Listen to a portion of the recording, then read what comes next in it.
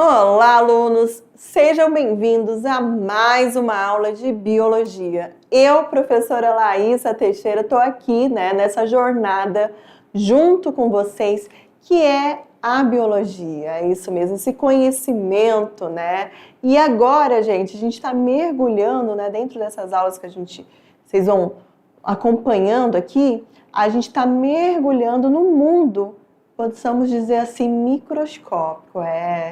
Para essa aula, o que vocês vão ver, o que vocês vão estudar? Para essa aula, a gente vai trabalhar, pessoal, dois grandes reinos. O reino Monera e o reino dos protistas. Vocês devem estar achando estranho. Meu Deus, o que é isso, professora? Calma aí, que vocês já vão ter esse conhecimento, de pouquinho em pouquinho, vocês vão adquirir esse conhecimento. Vale lembrar, que como eu falei para vocês, a biologia, ela é, uma ponte, Cada aula que você adquire conhecimento, ela é uma ponte para que você consiga entender as próximas aulas, porque a gente trabalha, muitos conceitos, e em cima desses conceitos vocês vão conseguindo assimilar mais assunto, mais conteúdo, e entender o porquê que de repente a professora falou um termo, e esse termo está se repetindo de novo, Então vocês vão conseguir aí fazer esse apurado. De antemão, já que a gente está começando aqui a nossa aula, eu quero aí mandar um abraço aos professores presenciais que já estão mandando aqui, os cadernos de vocês. Eu estou olhando bastante, tem uns que eu já fui até no privado aí, de alguns professores para mandar, fazer uma dedicatória aí para vocês, estudantes. Estou gostando de ver o capricho, nessas anotações aí de vocês. É isso aí, continuem assim. Então, meu diretor, corta agora para a telinha para a gente começar a nossa aula, Já estamos assim caminhando, para a reta final da nossa primeira unidade. E para essa aula, como eu falei aqui, como falei de início aqui para vocês, ela vai tratar de dois grandes reinos.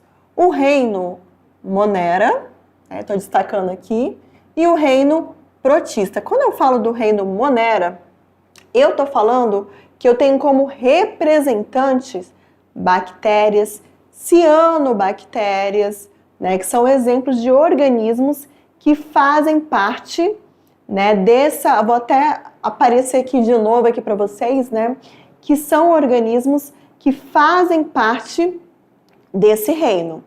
E quando eu falo do reino protista, eu tenho como representante os protozoários e, além dos protozoários, as algas protistas, que são essenciais, para a nossa, posso dizer assim, para a formação, para a nossa respiração. Como assim, professora? A alga protista?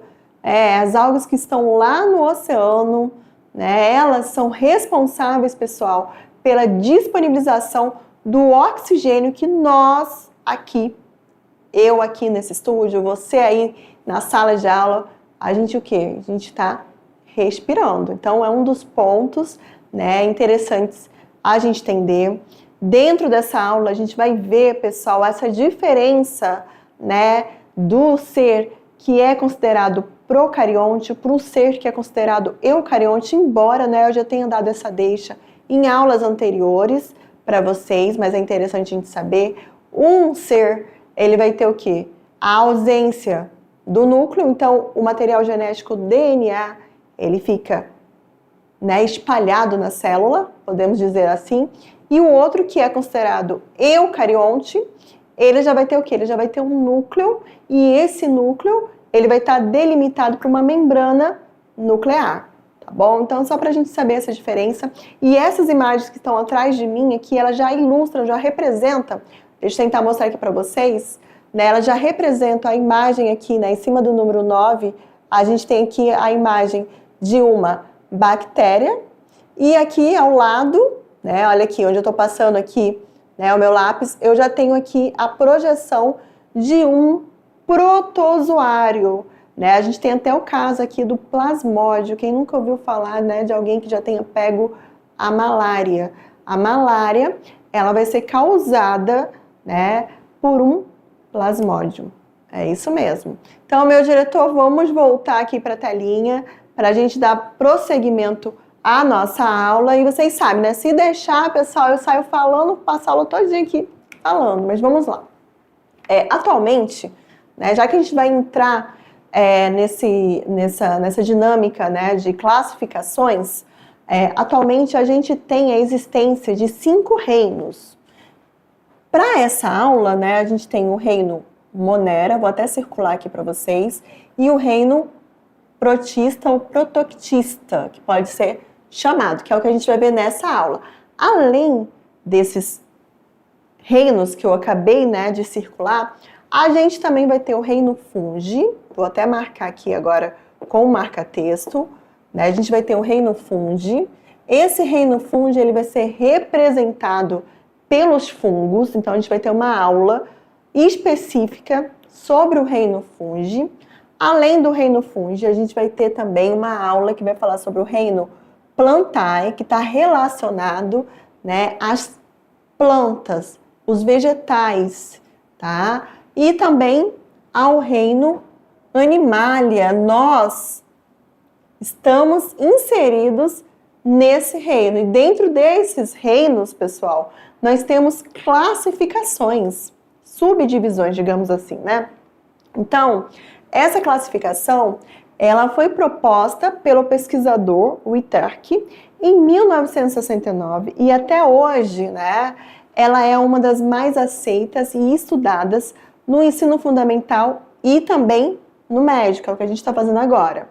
E dentro, né, dessa classificação, a gente tem o que a gente chama de taxonomia, que é uma ciência que faz parte, né, da classificação dos seres vivos.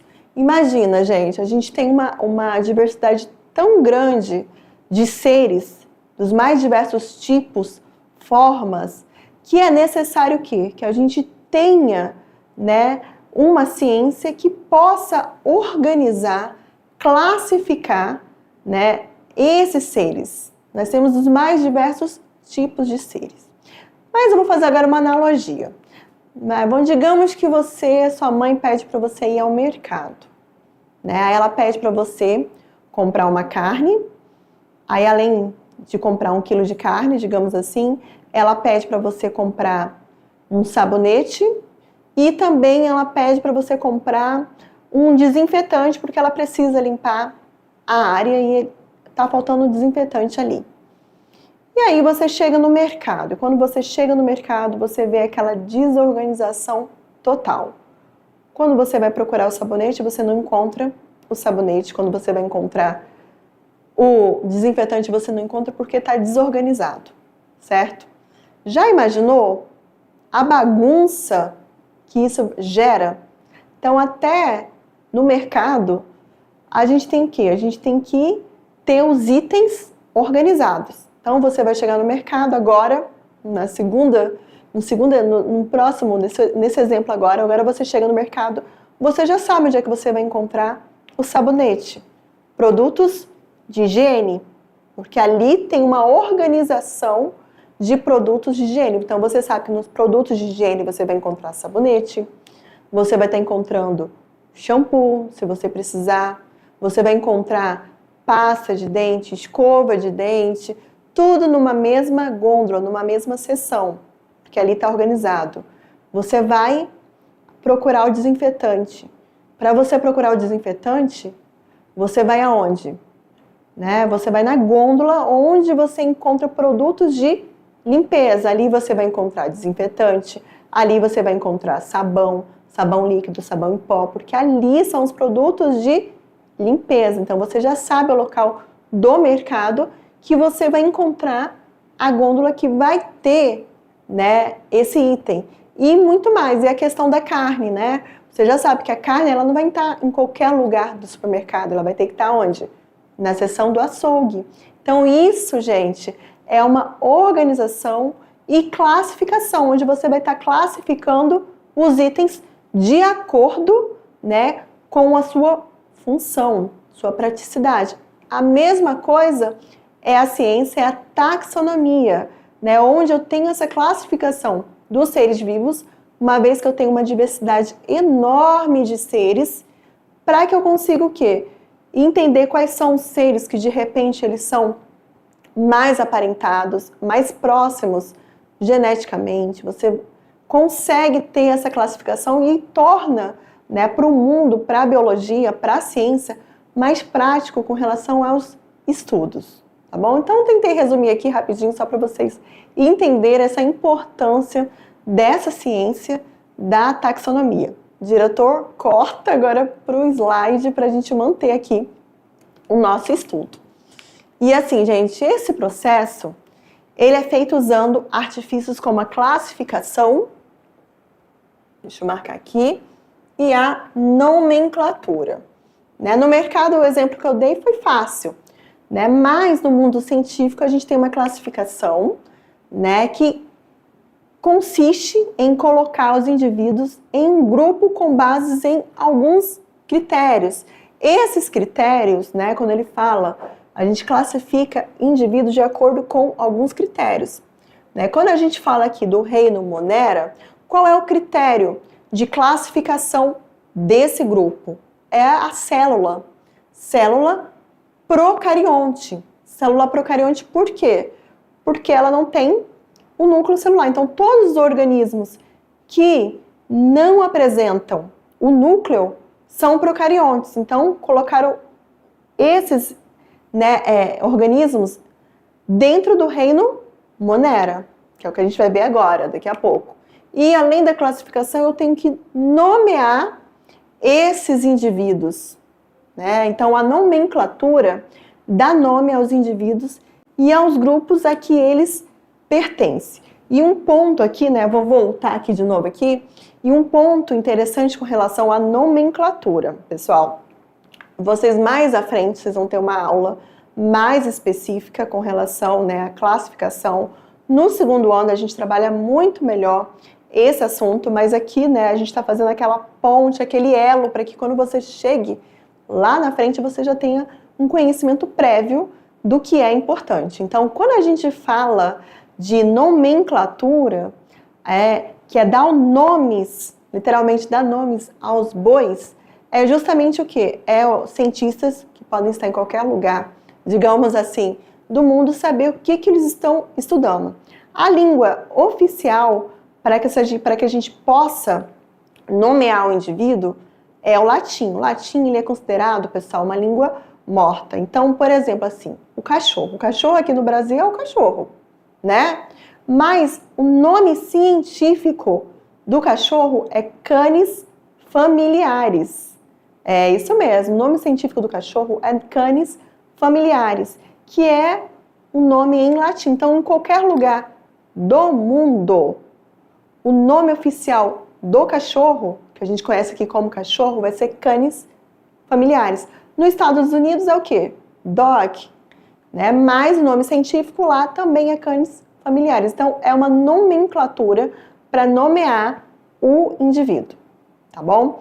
Segue aí, meu diretor, vamos voltar aqui para a telinha para a gente prosseguir, né? Então, agora sim a gente entra nele, no reino Monera. Eu dei toda essa ênfase aí para vocês, falei da organização, e agora a gente vai entrar nele, o reino Monera.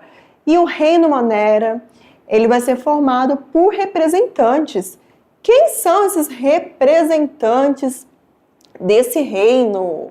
Então, vamos lá, gente. São as bactérias. Vou até marcar aqui para vocês. Além das bactérias, lembrando que as bactérias, né, são organismos que bastante primitivos. Cianobactérias, né? E também as arqueosbactérias. São tudo, né, organismos que fazem parte do reino Monera. E por que eles são classificados e estão no reino Monera, professora? É simples, gente, porque eles são, vamos aqui marcar aqui, eles são unicelulares, já está até marcado aqui, mas eu vou verificar aqui, eles são unicelulares e possuem a célula o quê? Procariótica. Quando eu falo que eles possuem a célula procariótica, Quer dizer o quê, professora? Quer dizer que eles não apresentam o núcleo, o material genético da célula. Vou fazer aqui uma bactéria, né? Aí aqui eu vou fazer aqui os ribossomos aderidos. E aqui, em vermelho, eu vou fazer o material genético dessa célula. Ela vai estar o quê? Espalhada. Eu não vou ter nada que delimite o seu DNA, tá bom? Então, por isso, esse organismo, ele é considerado procarioto, tá? Prosseguindo aqui, as bactérias, do grego bacteria, bastão, né, são encontrados em todos os ecossistemas da Terra. Gente, e são de grande importância para a saúde, ambiente e também para a economia. Sabe o iogurte que você toma? Pois é, ali eu tenho lactobacilos ali que fermentou aquele leite e transformou aquele leite em iogurte.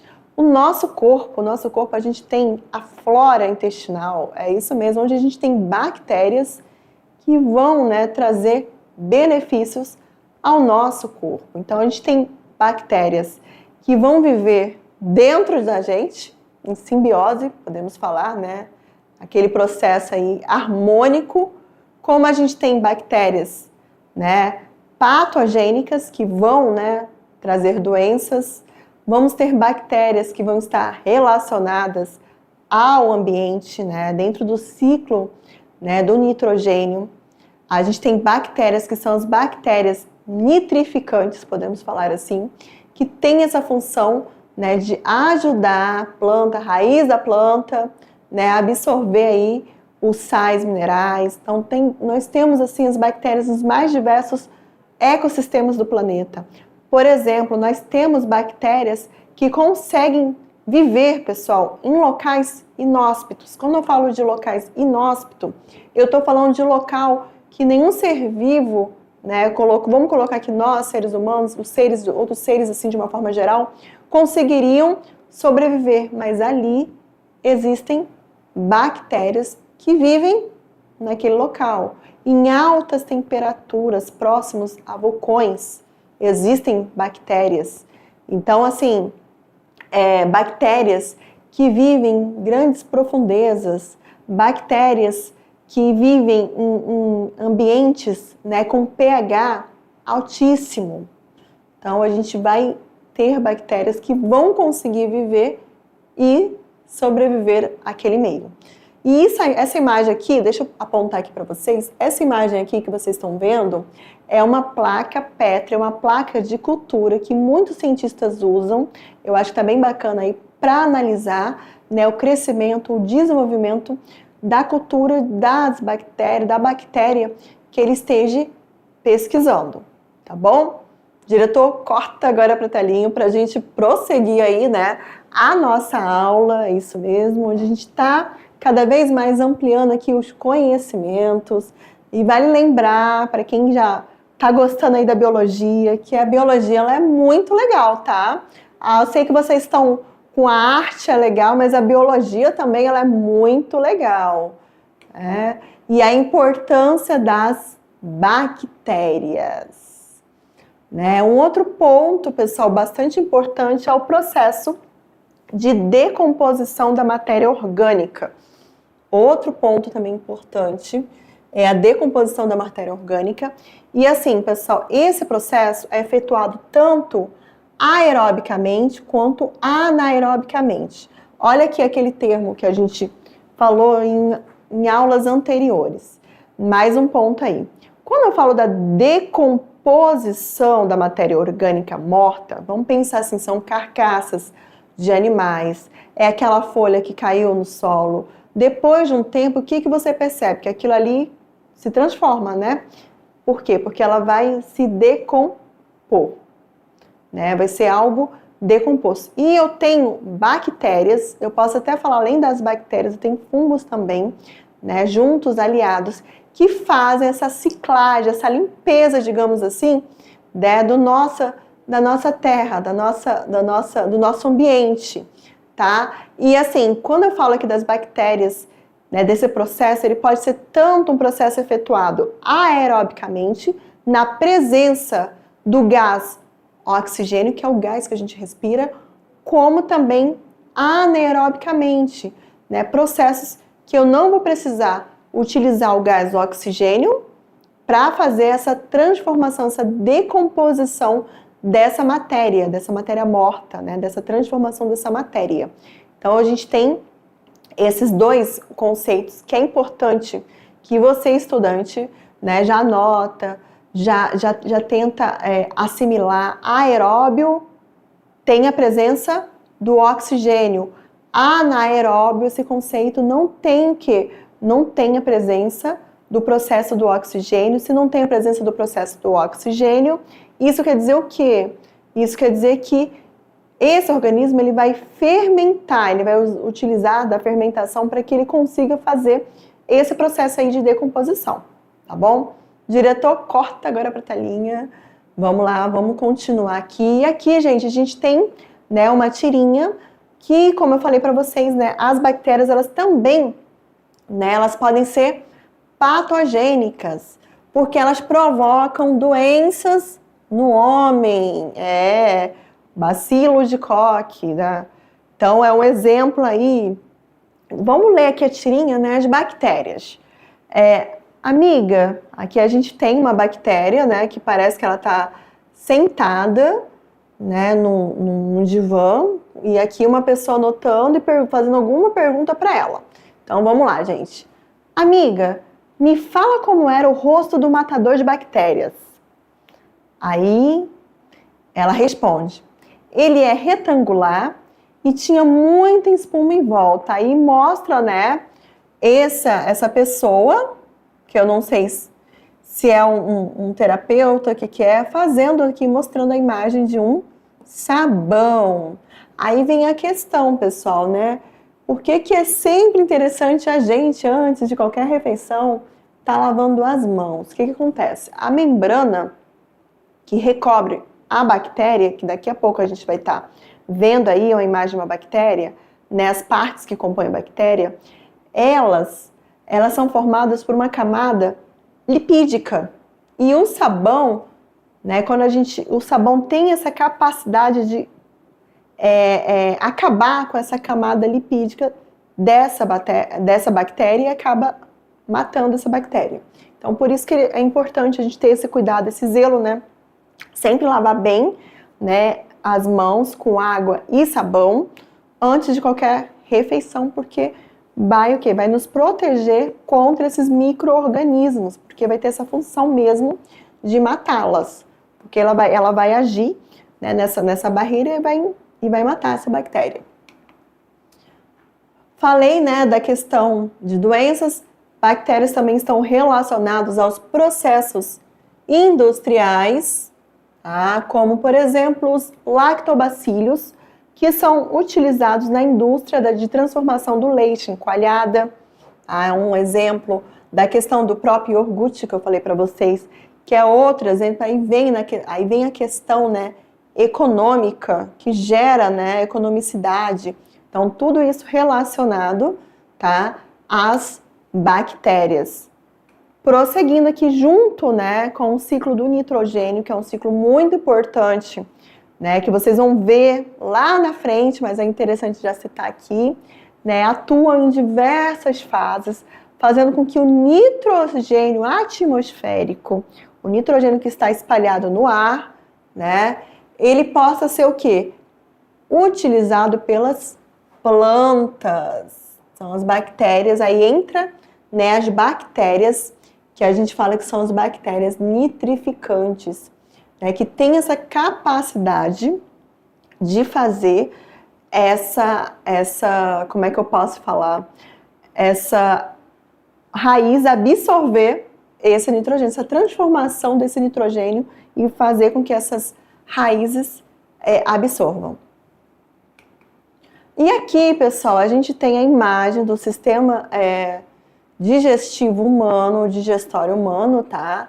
E quando você analisa, você percebe que dentro desse sistema digestivo, digestório humano, nós temos milhões e milhões de bactérias, justamente. E são, né, o que faz com que elas fazem com que a gente mantenha o pH, né, do nosso intestino equilibrado. Ela equilibra as reações, tá? Ajuda na absorção dos nutrientes, porque é no intestino que eu tenho a absorção dos nutrientes. Então, a flora intestinal ela é bastante importante. Dentro da gente, principalmente aí na flora intestinal, a gente tem milhões de bactérias.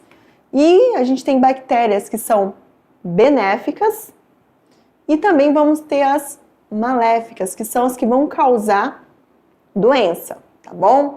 E nesse caso aqui, pessoal, as bactérias benéficas, elas vão manter a harmonia do que, professora? A harmonia do nosso intestino, a regulação do nosso intestino. E aqui a gente tem alguns exemplos, né, de bactérias benéficas. Nessa tirinha aqui, nessa imagem, a gente percebe que essas bactérias benéficas, elas estão para atacar o Candida albicans, que é um tipo de fungos, tá, pessoal? E elas têm, né, elas atacam para manter o nosso intestino equilibrado. E quando, né, há algum desequilíbrio intestinal, isso quer dizer o quê? Que eu tenho mais bactérias maléficas no meu intestino do que as benéficas, e elas acabam, né, aí a gente acaba tendo, né, distensões intestinais. Aí vem a questão, né, algumas pessoas apresentam diarreias, porque tem toda essa questão,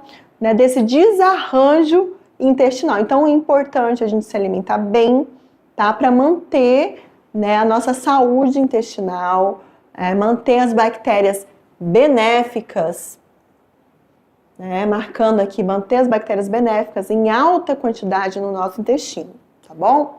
Prosseguindo agora, né, a gente tem aqui a imagem de uma bactéria, onde, né, a gente percebe, pessoal, que nós temos algumas estruturas. Essas estruturas que vocês estão vendo aí, né, que parecem fios, pequenos fiozinhos, cílios, são chamados de fímbrias, né, que ficam ao redor da bactéria. E assim, ela tem como função ajudar a fixação da bactéria em superfícies e tecidos, vai facilitar com que essa bactéria se adere aos organismos hospedeiros. Algumas auxiliam também na troca de material genético entre bactérias, né?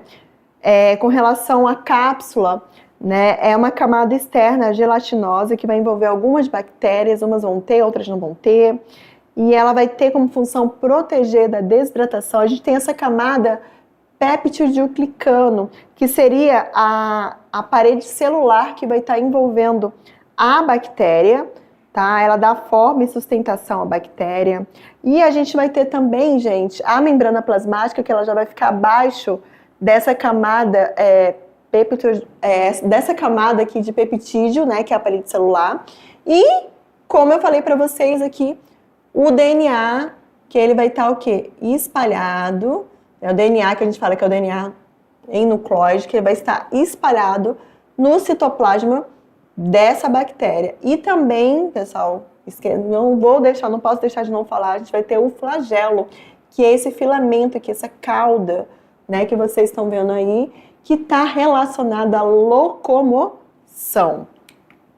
E as bactérias, elas são micro-organismos unicelulares, procariotos, podendo viver isoladamente ou também em colônias. E eu tenho diversos formatos. De acordo com os formatos, eu tenho nessas classificações de cocos. Nesse caso aqui, eu tenho diplococo, porque eu tenho duas bactérias aqui unidas. Bacilos, forma de bastão. Vibrião, né? Ela já é mais como se fosse uma vírgula. Espirilo. São as formas que elas se apresentam. E agora, entramos no reino protista. O reino protista ele já vai ter uma diferença, porque no reino protista eu já não tenho mais uma célula procarionte. Nesse grupo aqui eu já vou ter uma célula eucarionte, é isso mesmo. E eles são representados por protozoários, que podem ser esporozoários, risópodes com pseudópodes, que é o caso, depois a gente vai falar aqui da ameba, flagelados, ciliados, eles são classificados também de acordo com as suas formas. E eu vou ter como representante algas protistas que podem ser tanto unicelulares como multicelulares, tá bom? Nesse exemplo aí, protozoários eles vão ser unicelulares. A complexidade da célula eucariótica, né, eles já são o primeiro grupo aí que a gente tem, que tem a célula eucariótica, é tão grande que ela sozinha, essa célula eucariótica desse protozoário, ela sozinha, pessoal, ela consegue executar todas as funções que tecidos, órgãos e sistemas realizam em um ser pluricelular complexo. De tão complexo que é, né, essa célula eucarionte. E assim, olha essa complexidade aí que está relacionada à locomoção, à respiração da célula, excreção, controle hídrico, reprodução e relacionamento com o ambiente, é um dos pontos. Tudo ele é executado por uma única célula, quando eu falo da complexidade da célula eucarionte, que conta com algumas estruturas capazes de realizar alguns desses papéis específicos, como em um organismo pluricelular, de várias células, tá bom? E é assim, gente, mais uma vez aqui usando a classificação de Uitark, tá? A gente tem, né, dentro dos 5 reinos, né, os protistas, que vai agrupar organismos eucariontes, porque vão apresentar núcleo celular, então o material genético vai estar dentro desse núcleo celular. Unicelular, tá? Uma única célula, ou pluricelular, no caso aí, né, de algas, algumas algas, né, tem essa representação aí. E um outro ponto aqui, podendo ser autótrofos. Quando eu falo de organismo autótrofo, é outro conceito aí, tá? É o organismo que consegue fabricar o seu próprio alimento. E eu tenho também os organismos heterotróficos ou heterótrofos, que são os organismos que não têm capacidade de fabricar seu próprio alimento. Ele depende da matéria orgânica fornecida por outro organismo, né? O alimento por outro organismo. Neste reino, a gente tem os representantes, né? Euglenophtas, pirrófitas, crisófitas, as próprias diatomáceas, que são protistas unicelulares dentro, né? Já vimos que a gente tem os protozoários e as algas, e dentro desse grupo das algas unicelulares e também as clorófitas, rodófitas e fiofícias, que são as multicelulares. É mais uma característica aí desse grupo. E assim, pessoal, os protozoários, tá, que já são diferentes das algas, eles são heterótrofos. Isso quer dizer o quê? Que eles não têm a capacidade de produzir o seu próprio alimento. Eles dependem, né, do alimento produzido por outro organismo. A célula de um protista, ela é semelhante às células de animais e plantas, mas eu tenho o quê? Algumas particularidades, tá? Quando a gente compara, né, a protista com célula de animal e planta, a gente observa, mesmo sendo eucarionte, tem particularidade. Plastos, nesse caso aqui, a gente tem os plastos das algas, são diferentes dos das plantas, que quanto a sua organização interna de membranas fotossintética, né? A gente vai ter essa questão aí dessas membranas fotossintéticas ou fotossintetizantes. São uma das características aí. Eu tenho nesse grupo, né, a presença de cílios e flagelos que vão garantir o quê? A locomoção desse indivíduo. E assim, a célula do protozoário, ele tem uma membrana simples ou reforçada por capas externas proteicas ou ainda por carapaças minerais, como certas amebas. Nesse caso aqui, né, as tecas amebas. Esse exemplo aqui, pessoal, que vocês estão vendo, é de ameba. E ameba, como é que a ameba faz para se locomover, professora? Aqui, né, a gente tem a ameba, né, de uma forma geral. E como é que ela faz para se locomover? Ela tem o que a gente chama de pseudópodes, que seriam o quê? Falsos pés. Esses falsos pés, né, eles simulam, né, e eles se essas projeções que vocês estão vendo aí, elas se distendem, né, e se encolhem. E no momento que ela se distende e encolhe, essa ameba, ela consegue se projetar e se locomover, né? Essas projeções, que eu não falo aqui, elas conseguem se distender, ó, aumentar. Aí ela se distende, aí no mesmo tempo que ela se distende, esse outro lado, né, encolhe mais. Aí assim vai indo. Aí ela consegue, né, por meio, né, dessas estruturas aqui, podemos dizer assim, andar. E vamos observar aqui essa célula, né, dessa ameba. Aqui a gente tem os pseudópteros, que estão relacionados à locomoção. A gente vai ter a membrana celular, né, que é a membrana que recobre todo esse corpo aí, né, essa forma dessa ameba. A gente vai ter o vacúolo contrátil, está relacionado à questão hídrica dessa ameba. A gente vai ter o citoplasma, mergulhado no citoplasma, vacúolo digestivo relacionado à digestão. E aqui a gente vai ter um núcleo, né? Onde aqui dentro eu vou ter o quê? O material genético desse indivíduo aí, tá bom? É um outro ponto. E os protozoários, eles constituem um grupo, pessoal, de eucariontes com cerca de 20 mil espécies. Né? Tem isso. Né? Olha como é grande, olha como é diverso. Então, é um grupo diversificado, heterogêneo, que evoluiu a partir de algas unicelulares. Então, acredita-se que esse grupo, né, por ter essa diversidade, tenha evoluído das algas unicelulares. E os protozoários são, na grande maioria, aquáticos, vivendo nos mares, rios, tanques, aquários, poças, lodo e terra úmida. Há espécies mutualísticas. Quando a gente fala de espécies mutualísticas, espécies que estão associadas a outros seres, a outros indivíduos, e muitas são parasitas de invertebrados e também de vertebrados.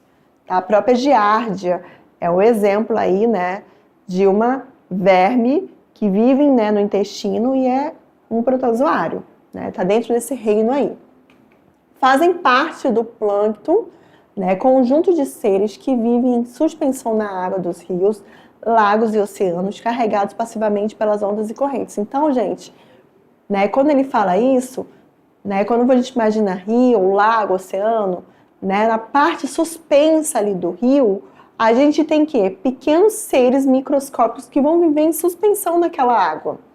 Tá? E nesse caso aí a gente tem o que a gente chama de plânctos, tá? E os plânctos que vivem, né, em suspensão na água, eles são o quê? Divididos em dois grupos, os fitoplânctos, que são organismos produtores fotossintetizadores. Por quê? Porque eles conseguem captar a energia luminosa do sol, fazer o que a gente chama de fotossíntese e, ao mesmo tempo, produzir o seu próprio alimento. E eles são responsáveis por mais de 90%, da fotossíntese no planeta. E dentro do processo da fotossíntese, pessoal, a gente tem a liberação do oxigênio, e essa liberação do oxigênio, tá, faz com que ele chegue até nós, né, pela nossa respiração, que eles liberam. Então, 90%, né, da fotossíntese, do oxigênio que a gente tem aqui no nosso planeta, na nossa atmosfera, é graças aos fitoplânctons, essas algas. E já os zooplânctons já são o quê? Já são organismos consumidores. Isso quer dizer o quê? Organismos que não têm capacidade de produzir seu próprio alimento, depende de outros. E por isso eles são o quê? Heterótrofos ou heterotróficos, que são representados principalmente por protozoários pequenos. Aí dentro desses zooplâncton, né, a gente também tem pequenos crustáceos e larvas de muitos invertebrados e de peixes, tá bom? Só um ponto, um adendo aí com relação ao reino protista, que é o que vocês têm que saber. Um ponto aí, né, que cabe eu falar para vocês é com relação à reprodução. Tanto o reino protista quanto Monera podem se reproduzir assexuadamente, tá? E é isso aí, gente. Eu sei que teve bastante conceito, a professora falou, mas já já eu volto aí com vocês. Até mais. Tchau!